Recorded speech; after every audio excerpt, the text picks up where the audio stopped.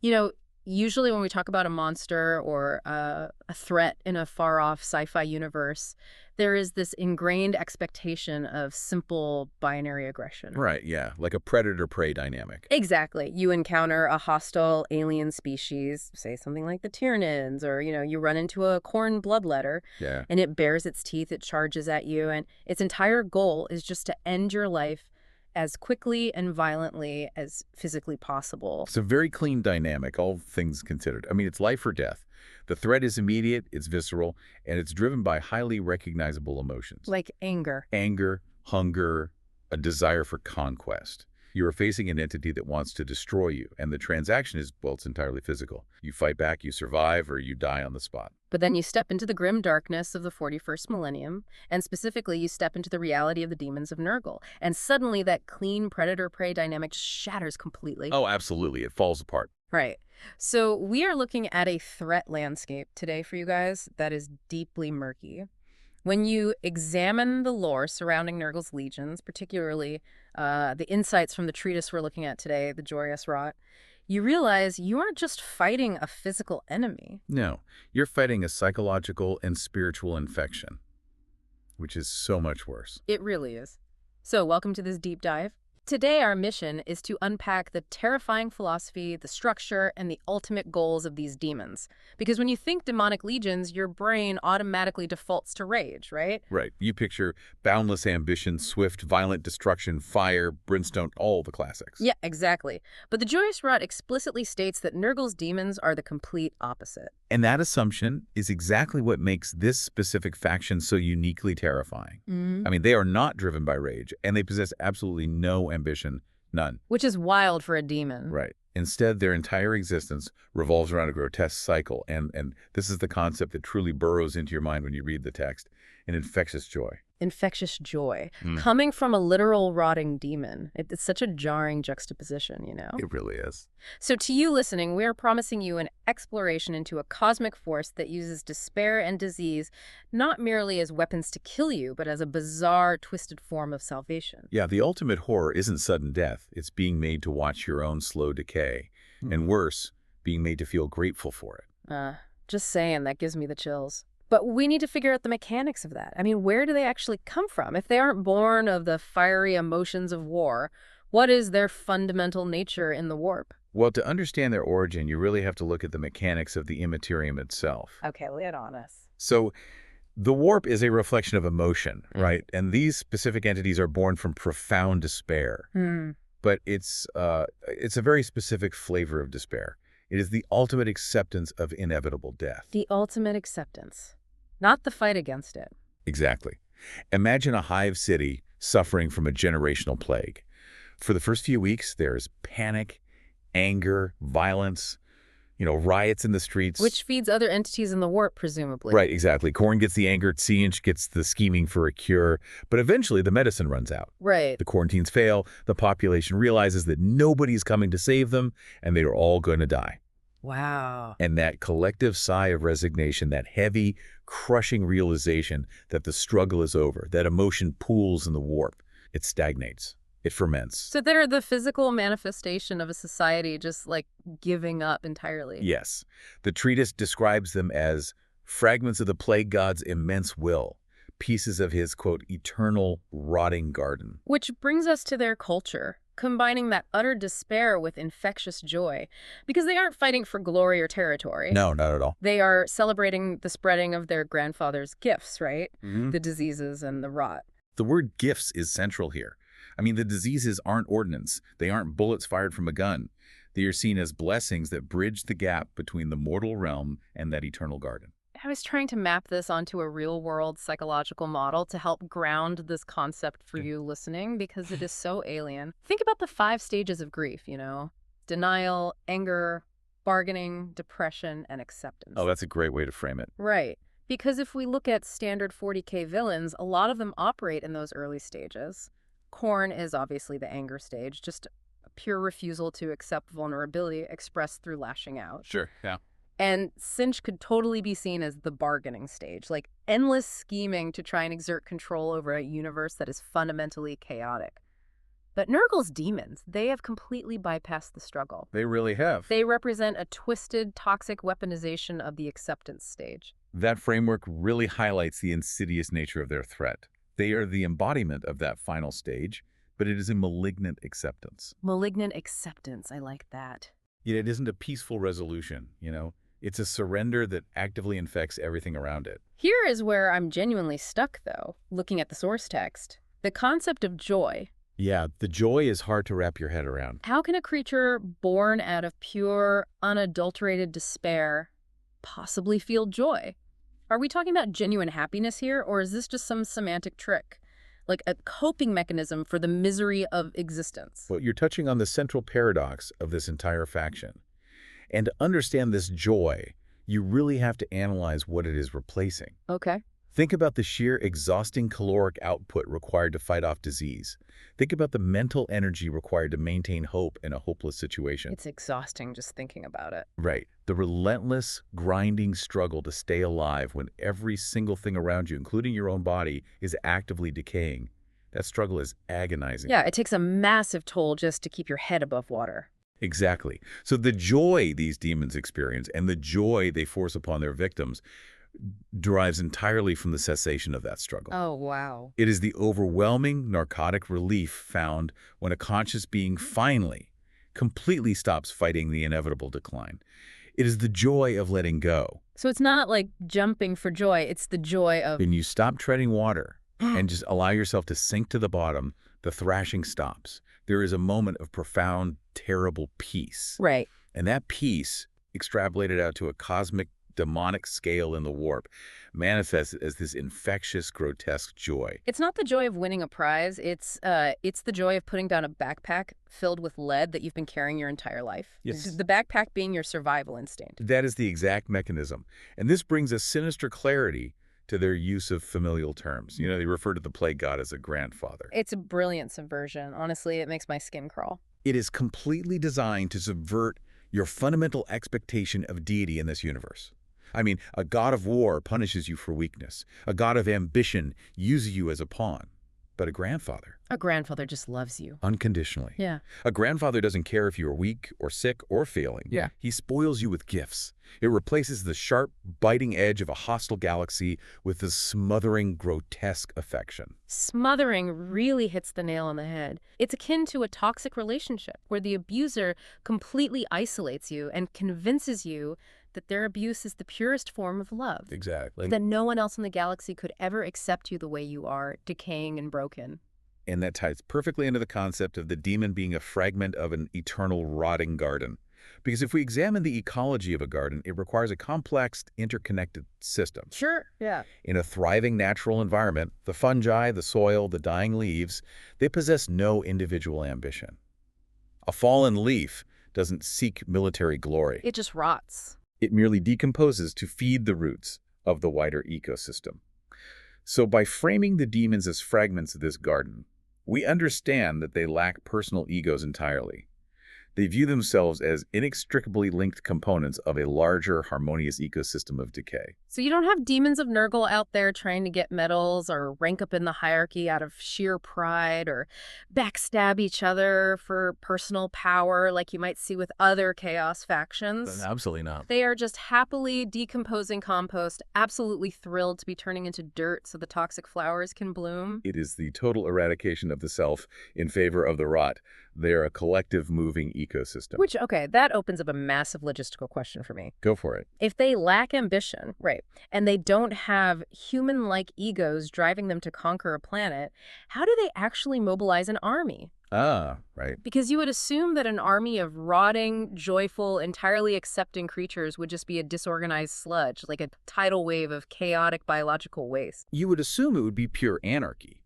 Because our human conception of disease is inherently chaotic. We see illness as a breakdown of order. Exactly. Disease is things going wrong. But the reality of their structure defies that completely. When you look at how they organize their forces in the source text, it's not chaos. They operate on a hierarchy based on what the lore calls morbid order and meticulous accounting. Yes, the tallymen. I have to admit, when I first dug into this, the idea of meticulous accounting in the context of rotting warp monsters completely broke my mental model. It's very counterintuitive. My brain went straight to a demonic DMV. Like, you walk into a hellscape, and instead of being tortured with pitchforks, you have to pull a paper ticket. And you just wait for a cosmic auditor to tally up your pustules on a clipboard to make sure your planet is fully infected. That's a very funny but very human way to look at bureaucracy, assuming it exists to exert control or manage a population. Wait, really? How does bureaucracy not equal control? What are they tallying for, if not to manage the plague? Because the demons of Nurgle don't want to control anything. Control implies resistance to the natural order. Okay, so then what is the accounting for? Their accounting is purely observational. It is about cataloging the mathematics of inevitability. Cataloging inevitability. Think about the actual epidemiology of a pathogen. A virus or a bacterium doesn't manifest randomly. It follows strict, unyielding biological and mathematical rules. Right. It needs a host. It requires a specific vector. It has a defined incubation period. It multiplies geometrically. If one person infects 2, and those 2 infect 4, that is not chaos. That is a perfect cold mathematical progression. Okay, I see. A plague does not skip steps. It systematically, methodically breaks down a host's immune system, cell by cell, according to its biological programming. Okay, wow. So the morbid order isn't about telling the plague what to do. It's about revering the perfection of how it already operates. Precisely. The tallymen represent the active tracking of this grim progress. They aren't altering the outcome. They are auditing entropy. Auditing entropy? That is such a wild concept. In the warp, belief and focus equal reality. So by mathematically categorizing the spread of a disease, they are literally shaping and empowering the physical manifestation of that disease in real space. Oh, I see. In a universe where all matter eventually breaks down, counting the microscopic stages of that rot becomes their highest form of worship. The math of decay never lies, and observing it grants them power. So it's not a boss micromanaging their employees. It's like a fanatic meticulously tracking the statistics of a natural disaster as it unfolds, and they derive spiritual power from the sheer, undeniable data of the destruction. Yes, exactly. And if we connect this to how they're actually summoned into real space, the mechanics make perfect sense. Because they aren't summoned by a sorcerer chanting a few words in a basement because he wants to conquer a hive city. No. They are drawn naturally to pre-existing conditions of severe contagion and profound mathematical despair. It's the vultures to carrion dynamic. You don't summon a vulture by commanding it. You summon a vulture by providing a carcass. And you have to provide enough of a carcass to attract the flock. The ritual of contagion is just a reflection of their very nature. The despair and the disease on a planet have to reach a critical mathematical threshold that those tallymen are watching from the immaterium. So they're literally just waiting for the numbers to hit a certain point. Yes. Once that threshold is crossed, once the data proves the world is sufficiently hopeless, the veil between realities thins. The demons step through, not as an invading shock force, but as the terminal symptom of a disease that is already won. That completely reframes the entire concept of a planetary invasion. They aren't the primary cause of the downfall. Oh. They're the opportunistic infection that sets in because the host's immune system is already collapsed. They're just showing up to collect a debt that the universe already mathematically owes. The debt measured and confirmed by the meticulous accounting of the warp. Man. So we have this bizarre, joyful acceptance of decay, managed by a terrifyingly methodical bureaucracy that watches the numbers tick up. What happens when this highly ordered force of entropy actually clashes with a conventional enemy on a battlefield, say an Imperial Guard regiment? This is where their underlying philosophy meets the visceral, mud and blood reality of war. And strategically, it is an absolute nightmare for any conventional commander. Because their combat doctrine is based entirely on the art of attrition, right? Like, they do not care about swift conquest. Not at all. They don't care about flanking maneuvers or capturing strategic command posts to end a war early. Their singular focus is to simply outlast and out-infect the enemy. Consider the psychological toll this takes on a conventional military force. I mean, what does an army run on? Bullets, rations. Sure, you have logistics, ammunition, and rations. But fundamentally, an army runs on morale. It runs on the hope that if they fight hard enough today, they could achieve a decisive victory and go home tomorrow. Right. Nurgle's demons strip that possibility away entirely. They weaponize time itself. Weaponize time. Yeah. Think about how degrading that is for you listening. If you are an Imperial Guardsman, you are trained to hold the line, to lay down suppressive fire, to break the enemy's charge. But how do you fight an enemy that operates like black mold in a flooded basement? Oh, that's a good comparison. You can attack the mold, you can scrape it, you can douse it in bleach, you can hit it with a flamethrower, but the mold doesn't parry your blow. It doesn't try to outsmart you. It just sits there, absorbs the damage, and because the fundamental conditions are still damp and dark, it simply regrows. The physical toll is horrifying, but the psychological warfare is the true threat, because the demons want to be hit. Which is insane. Their bodies are polluted with infectious spores and acidic bile. When you strike a plague bearer with a chainsword, the demon doesn't just bleed. Its body bursts, spraying corrosive, diseased matter across your armor, your weapons, and into the air you are breathing. Your own act of violence actively helps them spread their infection. So every time you swing your sword, you're helping them. Exactly. Every time you pull the trigger, the recoil jars your exhausted bones. Every time you strike them down, the blood spray rusts your weapon a little more. You spend hours in a trench cleaning your las gun, trying to keep the mechanisms clear of rot, only to watch it corrode in your hands the moment you step back onto the firing line. The longer the battle goes on, the weaker the mortal soldier gets. Yeah, their boots rot, their skin develops sores, their rations spoil. But the enemy remains entirely unchanged, absorbing artillery strikes and reforming from the sludge, all while wearing that grotesque, joyous smile. Smiling at you while you chop them to pieces. Because they know they are infecting the very blade you're using to kill them. Yeah. By focusing purely on attrition, they remove the concept of a decisive victory. They force the enemy to, as the text says, watch as you decay, piece by agonizing piece. Wow. This combat doctrine is meticulously designed to break the mortal mind long before the mortal body gives out. Because if the fight goes on forever and your efforts are actively making your situation worse, the hope just drains away, the adrenaline wears off, and you're just left with the exhaustion. They're slowly replacing the human hope of victory with the crushing weight of infinite grinding warfare.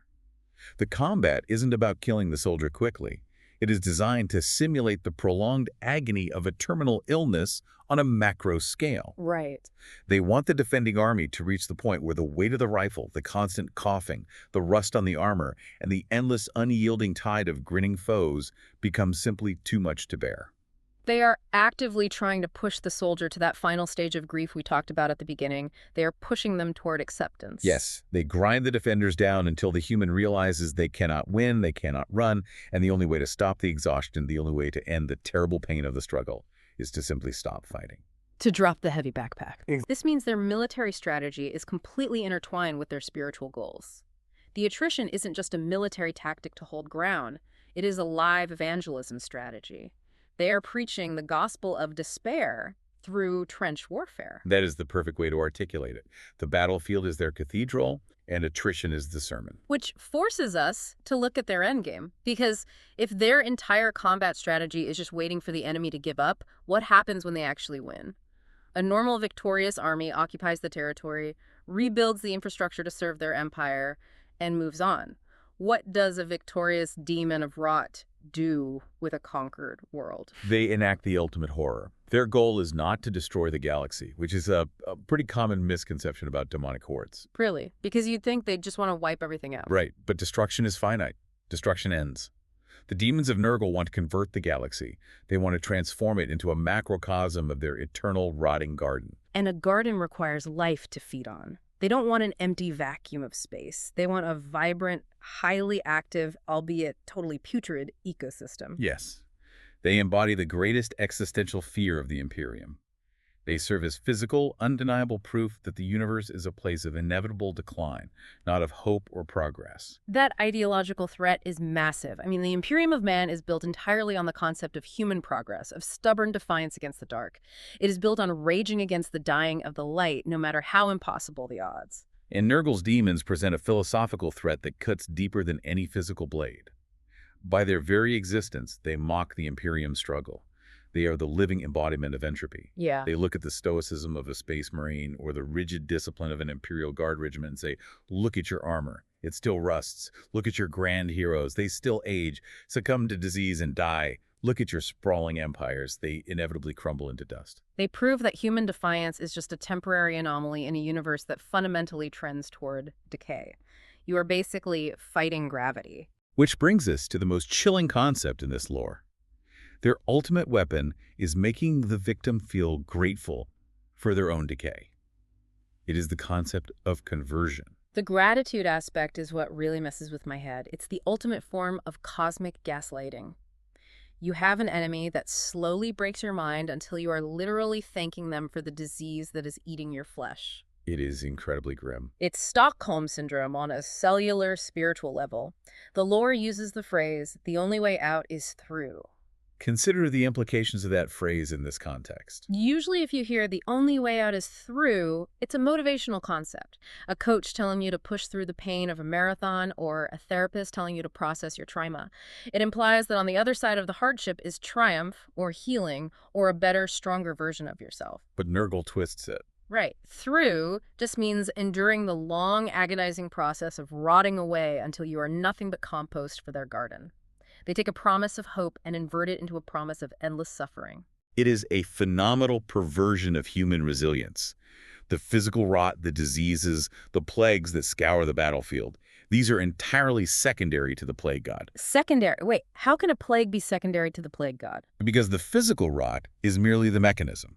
The true victory of the demons, their ultimate triumph, is entirely psychological. Oh, I see. The true victory happens in the exact moment a suffering human soul finally breaks. It's the moment a soldier drops their rusted las gun, looks at the endless grinding horror of the universe, gives into profound despair, and suddenly finds the twisted joy of giving up. The moment they say, "Thank you, grandfather, for the gift." That is the true conversion. It is the murder of hope. A conventional bullet kills a soldier's body, but Nurgle's joy kills the very concept of defiance in their soul. That completely redefines what makes a monster terrifying for me. It's not about jump scares or the size of their claws. The true horror is the slow, methodical erosion of your willpower. It forces us to ask very uncomfortable questions about the nature of struggle itself. I mean, we've covered how these demons operate from their origins in pure stagnant despair to their morbid bureaucracy to their grinding time-weaponized combat doctrine, all culminating in this twisted conversion of the soul. Right. They take the universe's natural entropy and they weaponize it against the human spirit. Which leaves us with a final, lingering thought to consider, building on this tension between hope and decline. Okay, what is it? If the demons of Nurgle are indeed the undeniable proof that the universe of the 41st millennium is one of inevitable mathematical decline, and if they offer a twisted but genuinely experienced joyous peace in accepting that absolute fact. Where are you going with this? It begs the question, does that make the Imperium's desperate, violent, unyielding struggle for progress the actual unnatural state? Oh, wow. When we are told the only way out is through, is the true horror the rot itself? Or is the true horror the exhausting, endless human refusal to accept it? Man, if gravity is the rule, fighting it forever is the true nightmare. That is a heavy, heavy concept to leave on, but it perfectly encapsulates the psychological weight of this faction. It really does. Thank you to you listening for joining us on this deep dive. We hope this exploration provided a new lens through which to view the horrors of the 41st millennium and maybe gave you a new appreciation for the simple, clean terror of a standard monster. Thanks for listening. We'll see you on the next deep dive.